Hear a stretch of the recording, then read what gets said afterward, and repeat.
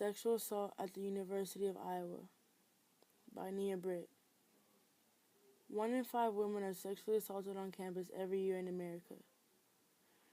The state of Iowa versus Cedric Everson and Abe Satterfield case took place in 2007 at the University of Iowa. Two football players at the University of Iowa by the name of Cedric Everson and Abe Satterfield were both charged with sexual assault. We all know how sexual assault cases are.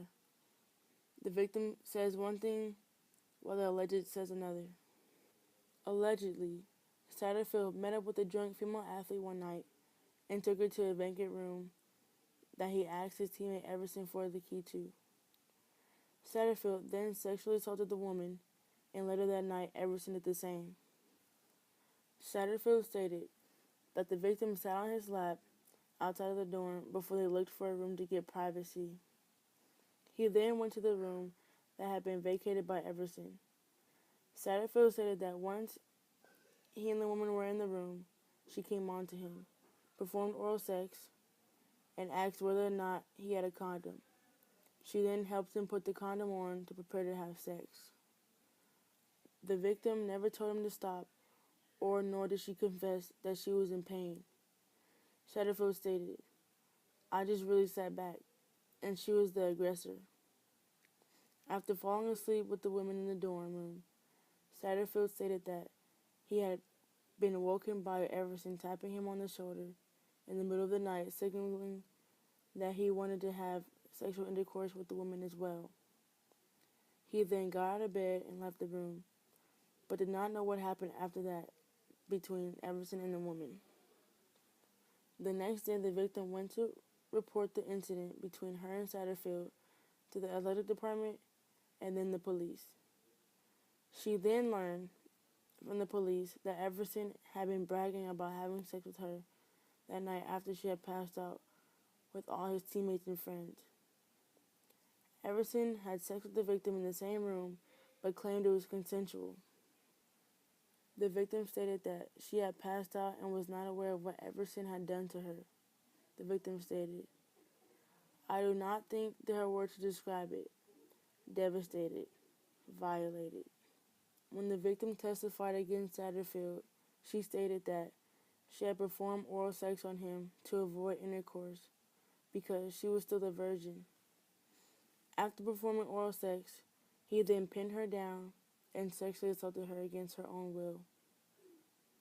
The victim testified, "I was telling him I did not want to do it, and it hurt so badly." Satterfield was found guilty of misdemeanor and non-sexual charge in 2010. Judge Miller threw out a second-degree sexual abuse charge that carried to 25 years in prison. It was the jury's decision to decide whether or not Everson was guilty of third-degree sexual abuse or two lesser offenses.